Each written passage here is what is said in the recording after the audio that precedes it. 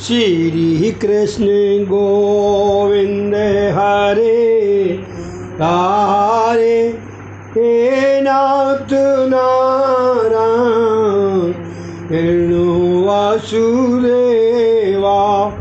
श्री कृष्ण गोविंद हरे मुरारे हे नाथ नारायण वासुदेवा। श्री राम जय राम जय जय राम। श्री राम जय राम जय जय राम। श्री राम जय राम जय जय राम। श्री राम जय राम जय जय राम। कैकेयी ने जब 2 वरदान मांगने को कहा तो दशरथ जी ने कहा, राम की कसम जो तुम मांगोगी मैं दूंगा। और दशरथ जी कहने लगे, अरे 2 क्या 4 मांग लो।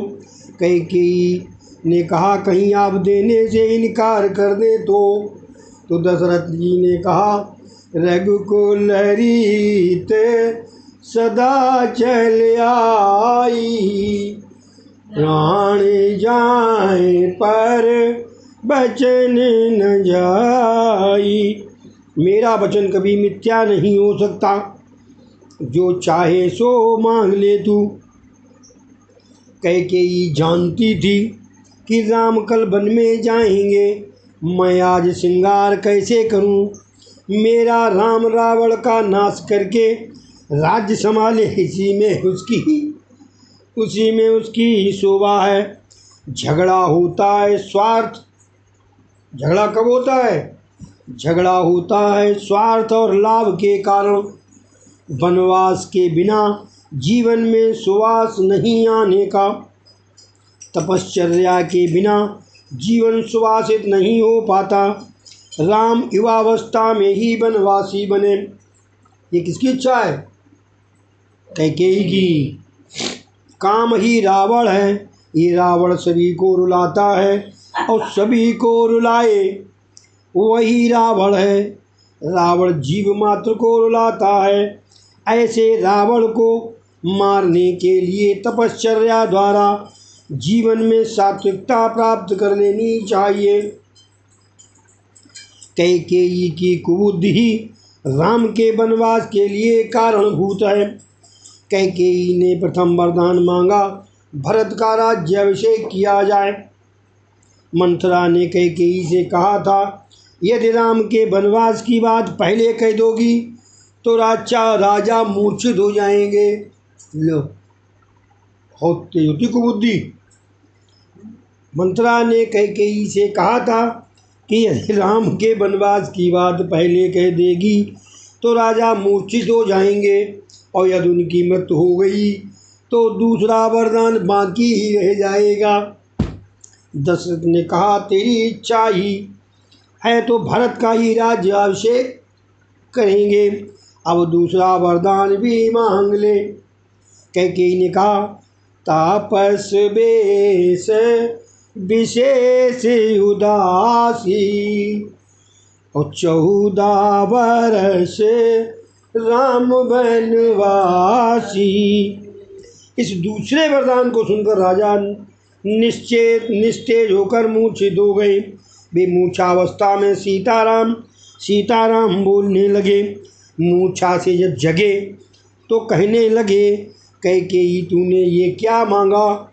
मेरे राम को वन में क्यों भेज रही है तू? उसने तेरा कौन सा अपराध किया है? राम जैसे सरल बालक को वन में कैसे भेजें? मेरे राम को मेरी आंखों से दूर ना कर। मैं राम के बिना जी नहीं सकता। दशरथ ने कहा, जिए मीनवर बार बीना और मन बिनु फान को जिए दुख दीना। काहू सुबाओ ना छल मन माही, और जीवन मोर राम बिनु नाही।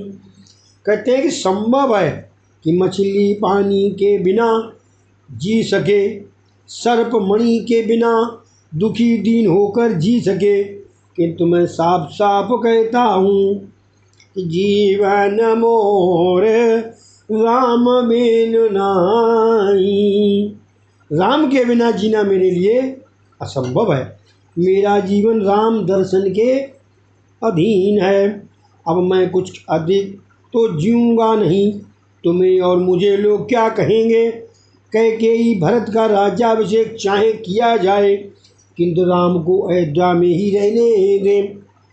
मुझे लगता है कि तुझ बिना कहे ही राज्याभिषेक की तैयारी की जा रही है, अतः तू गुस्सा कर रही है, किंतु सच कहता हूँ कि कौशल्या ने मुझसे कुछ भी नहीं कहा है। अब जस्टिफिकेशन कर रहे हैं। कैकेयी कौशल्या और राम कैसे हैं वह मैं अच्छी तरह जानती हूँ। कैकेयी कह रही, आप अपने वचन का पालन करने से क्यों कतराते हैं? आपकी रघुकुल रीत कहाँ चली गई है? दशरथ ने कैकेयी को मनाने का बहुत प्रयत्न किया, विनती की, किंतु वह कब मानने वाली थी। अंत में बड़े दुख से राजा दशरथ ने कहा, कैकेयी तेरा भी क्या दोष, तेरा भी क्या दोष। मेरा काल ही तेरा रूप लेकर आया है। अब भी कहता हूँ कि मान जा, अपने राम के बिना मैं एक क्षण भी जी नहीं सकूँगा। किंतु कैकेयी तो अब निष्ठुर ही हो गई थी, वह नहीं मानी। दशरथ जी ने कहा, कलमुई हट जा मेरे सामने से। मुझे विश्वास है कि भरत कभी राजा बनने वाला नहीं है। 14 वर्षों के बाद राम ही राजा बनेगा। आज विधाता ही प्रतिकूल है। राम के राज्याभिषेक को देखने के लिए मैं जीवित नहीं रह पाऊंगा। दशरथ राजा भगवान सूर्य नारायण को मनाने लगे, आज की रात बस कभी समाप्त ही न हो पाए, ऐसी वो प्रार्थना सूर्य भगवान से कर रहे हैं, तथा राम को वन में न जाना पड़े। वे शिव जी से भी प्रार्थना करने लगे, हे शंकर भगवान, राम को प्रेरणा दीजिए कि मेरी आज्ञा का वो उल्लंघन कर दे और वनगमन न जाए। प्रातःकाल हुआ, राजा जगे ही नहीं। मंत्री सुमंत आए, उन्होंने कैकेयी के राजमहल में आकर देखा तो दशरथ जी मूर्छित पड़े थे। वे समझ गए कि कैकेयी ने ही कुछ कपट किया है। उन्होंने कैकेयी से पूछा, महाराज क्यों अब तक जगे नहीं हैं? कैकेयी ने गुस्सा करके कहा, मैं कुछ नहीं जानती, सारी रात राम राम राम करते रहे हैं, तो राम से ही जाकर पूछो। वाह! तो सुमंत ने राम के पास जाकर कहा कि पिताजी तुम्हें याद कर रहे हैं। राम ने कैकेयी के आवास में जाकर पिता की स्थिति देखी और कैकेयी से पूछा, क्या हो गया मेरे पिताजी को? मुझे समाचार क्यों नहीं भेजा गया? कैकेयी, क्या बताऊं मैं तुम्हें? अपने पिता के दुख के कारण तुम ही हो। मैंने उनसे 2 वरदान मांगे, वे पहले से ही वचनबद्ध हो गए थे। वरदान सुनते ही वे अचेत हो। वरदान सुनकर रामचंद्र ने माता को प्रणाम किया और कहा, माता कैकेयी, तुम मेरे लिए कितना पक्षपात करती हो। मुझे वन में ऋषि मुनियों के सत्संग का लाभ हो और मेरा कल्याण हो, इसीलिए तुम मुझे वन में भेज रही हो। भरत से भी अधिक प्रेम तुम मुझसे कर रही हो। कैकेयी की निष्ठुरता की तो कोई सीमा ही नहीं। राम शब्द सुनते ही दशरथ जी की आंखें खुल गईं। राम ने प्रणाम किया तो दशरथ ने उन्हें बाहों में भर लिया। राम, मुझे छोड़कर कहीं न जाना। रामचंद्र जी पिताजी को धीरज देते हुए समझाने लगे, आप तो धर्म धुरंधर हैं, आपको कौन क्या समझा सकता है। 14 वर्ष का समय तो अत्यंत शीघ्र ही बीत जाएगा और आपके दर्शन के लिए मैं वापस आऊँगा। आपके आशीर्वाद से वन में मेरा कल्याण ही होगा। मुझे तो बड़ा आनंद है कि मेरा प्रिय भाई राजा होने जा रहा। वहाँ से अब रामचंद्र कौशल्या के पास आए। माता का दिल भर आया। सुंदर आसन पर बिठलाकर बला उतारी और कहने लगी, अच्छा ही हुआ तू आ गया, आज तो तेरा राज्याभिषेक होगा। वशिष्ठ जी राज तिलक करेंगे, राज्यसभा में अधिक समय रहना पड़ेगा, तो अभी भोजन कर लिया। रघुनाथ जी ने गंभीरता से माता से कहा, पिताजी ने भरत को अयोध्या का राज दिया है और मुझे वनवास। कौशल्या ने सारी बात सुनी तो दुख से स्तब्ध सी हो गई। ऐसी बातें उसके हृदय में बाणों की बात चुभ गई। उसे जो दुख हुआ उसका वर्णन शब्दों में कैसे किया जा सकता। कहीं न जाए कछु हृदय विषादु। किंतु कौशल्या ने अपने को संभालते हुए कहा, भरत राजा बने और तू वनवासी बने ये तो ठीक है, किंतु तेरे जाने के बाद पिताजी का क्या होगा।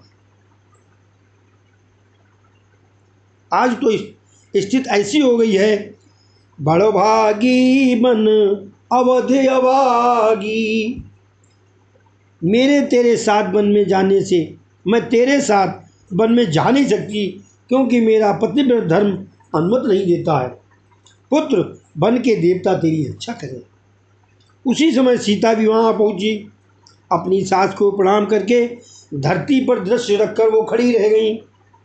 कौशल्या ने राम से कहा, बेटा ये मात्र मेरी कुलवधू ही नहीं, साक्षात लक्ष्मी है। मुझे तो आशा थी कि प्रेमलता फूले गीले भले फूले भले।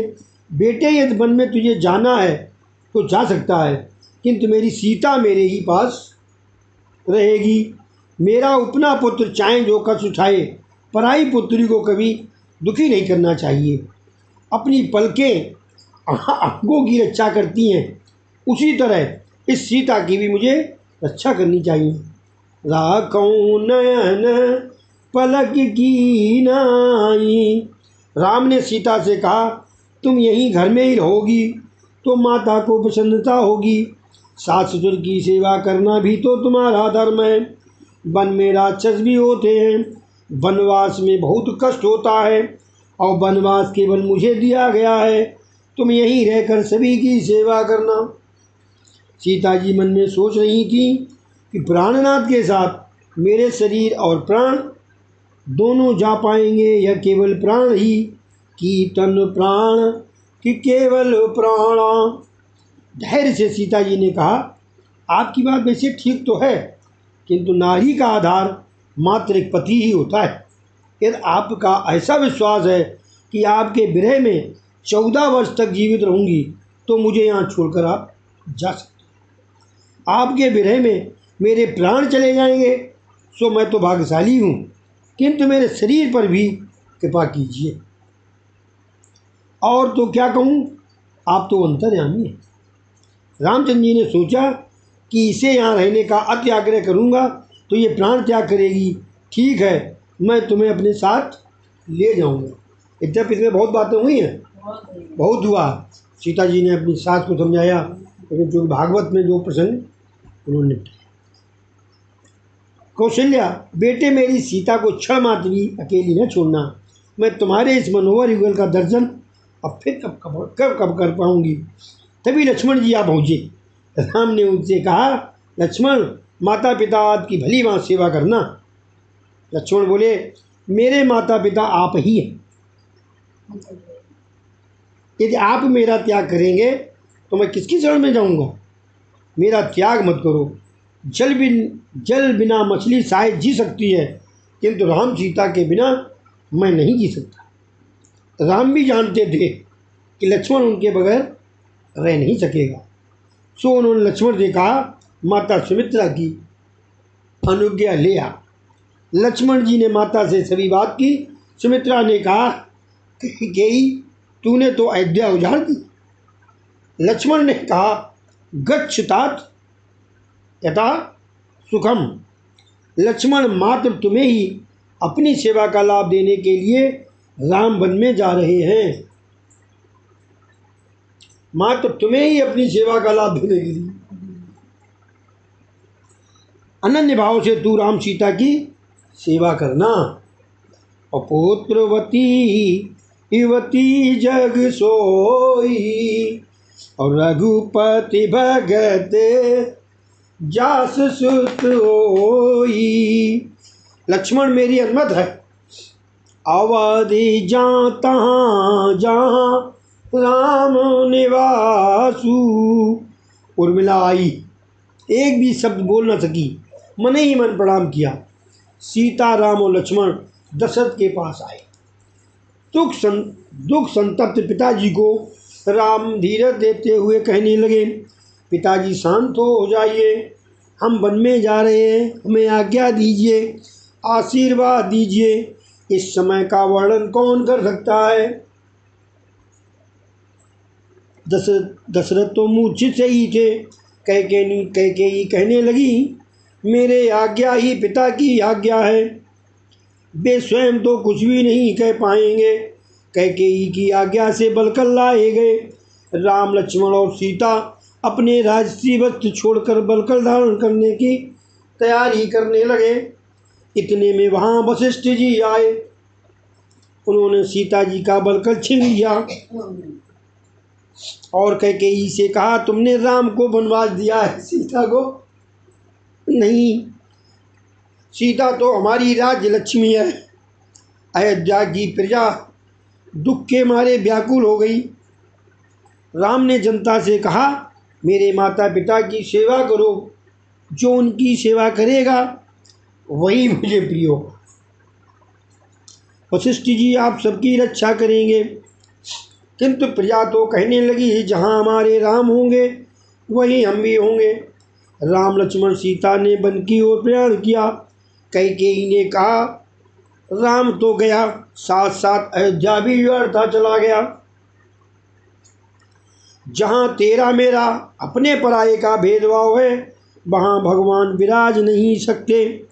दशरथ मूर्छा से जागृत हुए तो उन्हें समाचार मिला कि राम वन की ओर चले गए हैं। ओ मेरा राम गया तो मेरे प्राण क्यों अब तक बाकी रह गए। अजहूँ न किसे प्राण कठोरा। मंत्री जी मेरा स्वर्ण रथ ले आओ। राम से कहो कि वो पैदल ना जाएं, रथ में बैठ कर ही जाएं, मेरी आज्ञा है। 2-4 दिन उन्हें वन की सैर करा लाओ, फिर सभी को अयोध्या वापस लाना। यदि राम वापस न भी आए तो सीता को तो अवश्य लेते आना। दशरथ की इस आज्ञा को शिरोधार्य करके मंत्री सुमंत रथ लेकर राम के पास आए। कहा, आपकी पिता की आज्ञा है कि वन पैदल नहीं, रथ में बैठ कर जाइए। अयोध्या उजड़ गई है। सभी तमसा नदी के किनारे आए।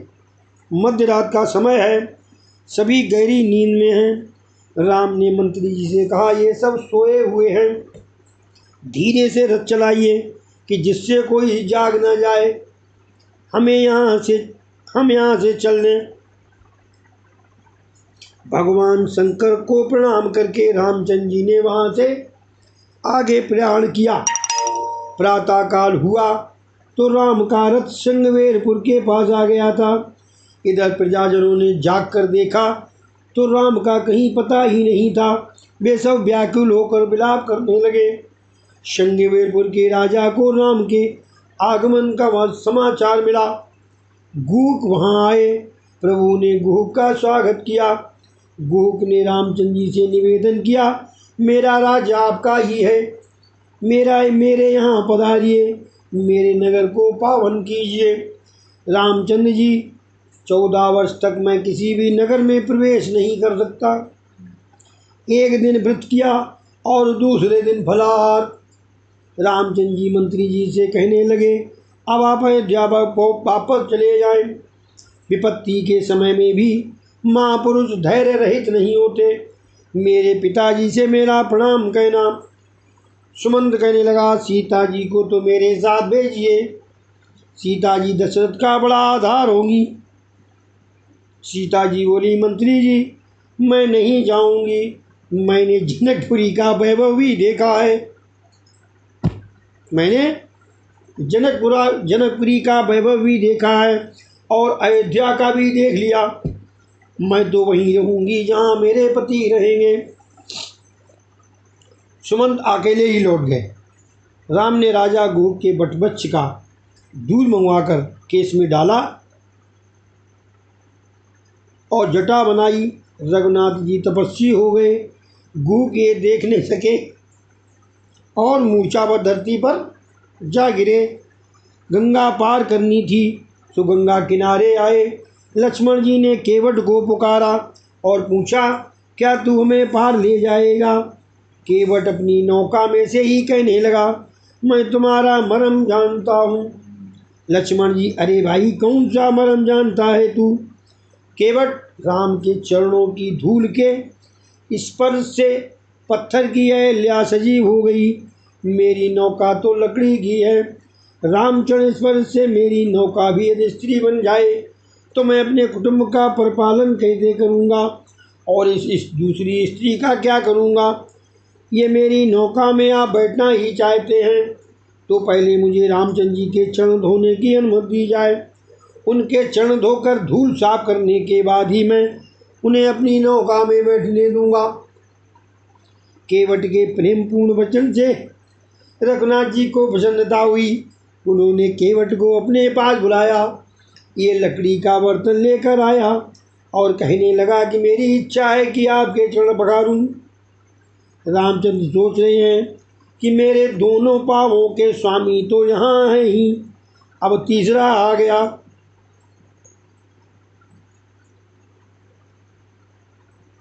वशिष्ठ जी ने न्याय किया था, निर्विकारी लक्ष्मण दक्षिण चरण की सेवा करेगा और सीता जी वाम चरण की।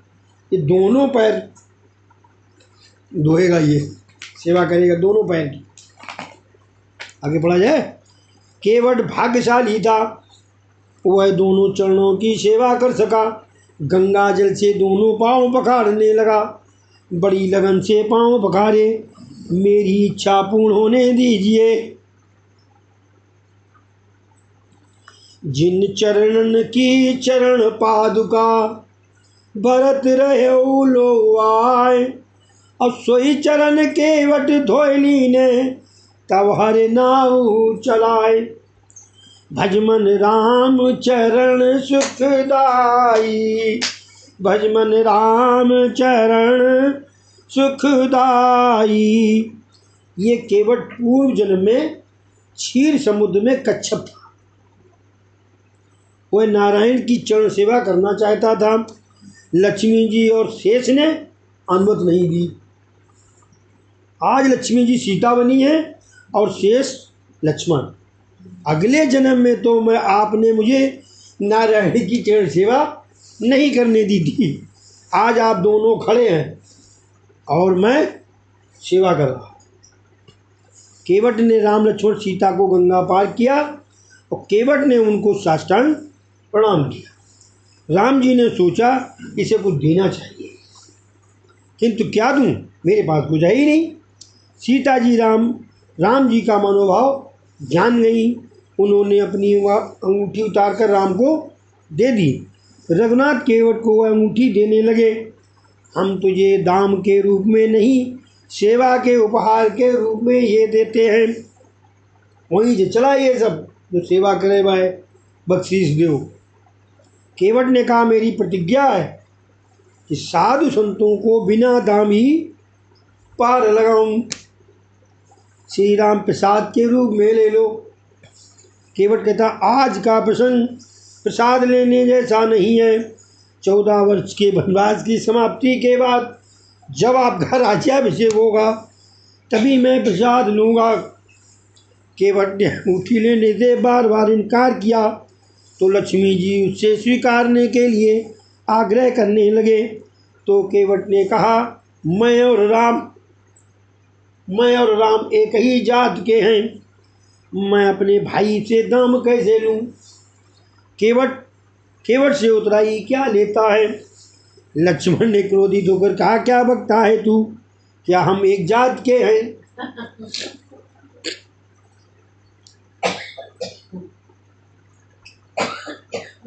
केवट बोला, मेरी और आपकी नहीं, किंतु मेरी और रामचंद्र जी की जात एक ही है। मैं गंगा नदी का केवट हूँ, लोगों को गंगा पार उतारता हूँ और रामचंद्र जी संसार सिंधु के केवट हैं, लोगों को संसार सागर से पार करा देते हैं। इस जीव को भी संसार सागर के किनारे लगा दीजिएगा। जासु नाम सुमरत एक वारा, अब उतरहि नर भव सिंधु अपारा। राज्याभिषेक के समय केवट आ नहीं सका था, क्योंकि रामचंद्र विमान द्वारा अयोध्या लौटे थे, किंतु रामचंद्र ने उसे याद करके गोक द्वारा प्रसाद भिजवाया था। अब तीनों आगे बढ़ने लगे। सीता जी साहजिक विवेक और संकोच से चलती थीं। आगे राम चल रहे थे, बीच में सीता जी और अंत में लक्ष्मण जी। राम और लक्ष्मण के बीच चल रही सीता जी की शोभा की क्या बात कही है। तुलसीदास जी ने क्या कहा? ब्रह्म जीव बिच माया जैसी, ब्रह्म जीव बिच माया जैसी।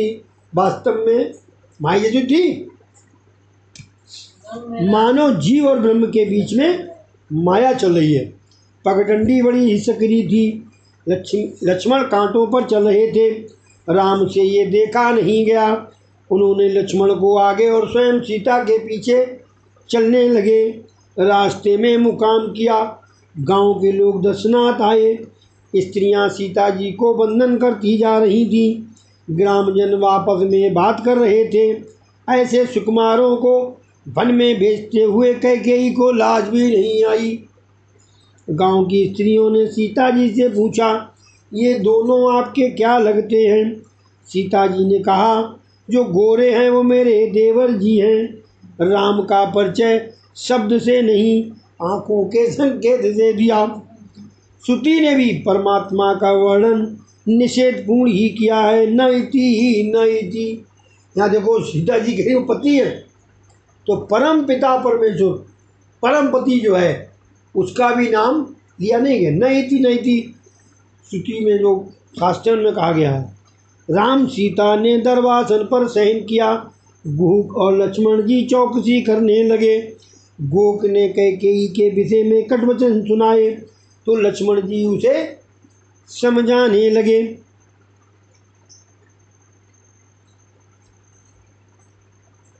यह उपदेश लक्ष्मण गीता नाम से प्रसिद्ध है। गोक ने जब ये कहा कि ये कैसे है, देखो पत्थर में लेटे, लक्ष्मण जी तो उनकी देख रहे थे, तो लक्ष्मण गीता के नाम से प्रसिद्ध है। जो उसके गुहू और लक्ष्मण का संवाद है, तो लक्ष्मण गीता के नाम से प्रसिद्ध है। उसी में आया, मुखस्य दुखस्य न को अवदत। तुलसीदास जी में लिखा है, ना कोई किसी को कोई दुख और सुख नहीं देता है, ये केवल दुख क्यों प्रधान है। मुख सुखस्य होना चाहिए, ये गलत छपा है। सुखस्य दुखस्य न को अब दाता, काफ़ी मिश्रण है इसमें। मनुष्य को उसका कर्म ही सुख या दुख देता है। इस सृष्टि का आधार ही कर्म है। इसी कारण से ज्ञानी महात्मा किसी को भी दोषी नहीं मानते हैं। रामचंद्र जी स्वेच्छा से ही वनवासी बने हैं। सीताराम के चरण बिंद का नित्र स्मरण ही परमार्थ है। सखा परम परमार्थ एहू, मन क्रम वचन राम पद नेहू। सखा परम परमार्थ एहू, मन क्रम वचन राम पद नेहू। सुख दुख का कारण जो अपने अंतर ही खोजे, वही संत है। ज्ञानी पुरुष सुख दुख का कारण बाहर नहीं खोजते। मनुष्य के सुख दुख का दाता बाहर जगत में कोई नहीं है। ये कल्पना ही भ्रामक है कि मुझे कोई सुख दुख दे रहा है। ऐसी कल्पना तो अन्यों के प्रति बैर भाव जगाएगी। वस्तुतः सुख या दुख कोई दे ही नहीं सकता है, ये मन की कल्पना मात्र है। सुख दुख तो कर्म का ही फल है। सदा सर्वदा मन को समझाओ कि जो उसे सुख और दुख अनुभव हो रहा है वह उसी के कर्मों का फल है। ये तो श्री पढ़े आगे हो को न आ गया। लक्ष्मण ने जो गुरु से कहा, हाँ, सुखस्य दुखस्य को जाता, उसी का तुलसीदास जी ने लिखा है कि लक्ष्मण जी जो है वो गुरु से कह रहे हैं, को न काहू सुख दुख कर दाता, को न काहू सुख दुख कर दाता, और निज कृति करम भोग सब भ्राता। हे केवट, तुम क्यों परेशान हो? अपने अपने कर्मों का फल है वो ये दोनों लोग भुगत रहे हैं, क्यों तुम स्मरण है? राम तो परमानंद स्वरूप है, जो उनका स्मरण करते हैं उन्हें दुख नहीं होता है, सुख ही होता है। सो उनको दुख होने का तो प्रश्न ही नहीं है। उनके मन में कैकेयी के प्रति कोई मनो दुख नहीं है। राम को कर्म का बंधन तो है, होता तो है नहीं, वे कर्म से परे हैं, वे अपनी इच्छा से ही प्रकट होते हैं। जीव को अपने कर्म के कारण जन्म लेना पड़ता है, ईश्वर स्वेच्छा से प्रकट होते हैं। फिर भी परमात्मा लीला करने के लिए प्रकट हुए हैं, सो कर्म की मर्यादा में रहते हैं।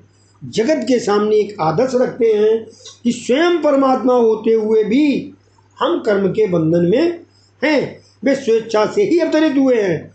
जीव अपने कर्म से जन्म लेता है। राम कथा कई ग्रंथों में वर्णित की गई है। कैकेयी ने राम को वनवास दिया, कौशल्या माता को अत्यंत दुख हुआ। रामचंद्र कहते हैं, ये मेरे कर्मों का फल है, पूर्व जन्म में मैंने कैकेयी को दुख दिया था। रामचंद्र जी कह रहे हैं कि पूर्व जन्म में मैंने कैकेयी को दुख दिया था, उसका ही फल है। मैंने परशुराम अवतार में जो किया उसका फल इस अवतार में पा रहा हूँ। पूर्व जन्म में कैकेयी जमदान ऋषि की पत्नी रेणुका थी, परशुराम उन्हीं के पुत्र थे। एक बार गंधर्व चित्रसेन कई अप्सराओं के साथ सरोवर में विहार कर रहा था। रेणुका ने ये दृश्य देखा तो उसके मन में विकार जागा और कुछ असंतोष भी। इन अप्सराओं को जैसा सुख मिल रहा है वैसा तो कभी मुझे मिला ही नहीं, ये रेणुका सोच रही है। रेणुका को लौटने में देर हुई। जमदान जान गए कि रेणुका ने मन से व्यभिचार किया है।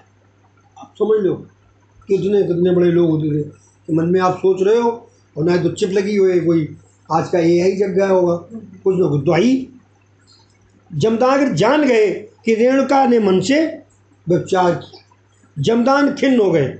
उन्होंने पुत्र से कहा, तेरी माता ने पाप किया, उनकी हत्या कर दी। पिता की आज्ञा सुनकर बिना कुछ सोचे विचारे ही परशुराम ने रेणुका का शिरोच्छेद कर दिया। रामचंद्र कौशल्या को समझा रहे हैं कि उस जन्म में मैंने माता को दुख दिया था, तो इस जीवन में वह मुझे दुख दे रही है। हो गई कि सब क्लियर? तुमने मार चुके थे उसके बाद मतलब इन लोगों की तो एज बड़ी, परशुराम का 100 साल की हो। रामचंद्र जी कौशल्या को समझा रहे हैं कि हम भी कर्म बंधन में हैं। ऐसा ना समझो कि मेरे कर्म का फल ही है ये हर व्यक्ति को। तो कौन सी चौपाई फिर आ गई? को न काहू सुख दुख कर दाता, और निज कृत करम भोग सब भ्राता। ये केवट तुम परेशान ना हो। उधर केवट, इधर कौशल्या कह रहे हैं, इधर जो है लक्ष्मण जो है वो गुहू को उसको समझा रहा। महात्मा तो ये तक कहते हैं कि राम ने बाली की हत्या की थी, तो वही बाली कृष्णावतार के समय पारधी का रूप लेकर आया और भगवान को उसके बाण से प्राण त्यागने पड़े। किए हुए पर कर्मों का फल भुगतना ही पड़ता है, भुगतना ही पड़ता है। सारी रात लक्ष्मण जी और गोप बातचीत करते हुए चौकसी करते रहे। ब्रह्म मुहूर्त में रामचंद्र जी ने स्नानाद से निवृत्त होकर शिव जी की पूजा की। अपने जीवन में कुछ नियम होने चाहिए। जिसके जीवन में कुछ शुभ संकल्प नहीं है वो पशु से भी अधम है। नियम के पालन के अभाव में मनुष्य पशु से भी बदतर हो जाता है। रघुनाथ ने जगत के समक्ष आदर्श रखा कि ये स्वयं ईश्वर हैं, फिर भी भगवान शंकर की पूजा करते हैं। गुह को वापस लौटने को कहा गया किंतु वह नहीं माना, तो राम जी ने कहा ठीक है, हम चित्रकूट पहुंच जाएं तब लौट जाना। भगवान धीरे धीरे आगे बढ़ते जा रहे हैं। प्रयागराज में आए और कथा मजेदार हो गई। प्रयागराज में आए और वहाँ भरद्वाज मुनि के आश्रम में पधारे। तुम भरद्वाज बन जाओगे तो तुम्हारे यहाँ भी भगवान आएंगे। भरद्वाज अर्थात उपदेश को कान में भर लेना। भरद्वाज उपदेश को, वाह, भरद्वाज जो जो वो करे, भर ले, अपने उपदेश को कान में भर लेना। इस जगत की बातों पर अधिक ध्यान देने से कोई लाभ नहीं होता, परंतु भक्ति में विक्षेप होता है। अब दिन भर कान लगाए रहे हो, फोन पे वाले हो, बात करोगी तो आपको जो भक्ति आपकी है उसमें विक्षेप होगा। भरद्वाज अधिक बोलते नहीं हैं। वे बार बार राम कथा सुनते थे और रामचरण के बड़े अनुरागी थे। राम सीता लक्ष्मण के आगमन से वे बड़े हुए। आसपास के अन्य ऋषि भी आने लगे। भरद्वाज कहते हैं, आज तक की कड़ी साधना का फल मिल गया। सभी साधना का फल है भगवान का दर्शन।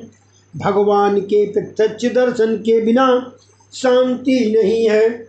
भगवान ने एक रात उनके आश्रम में बिताई।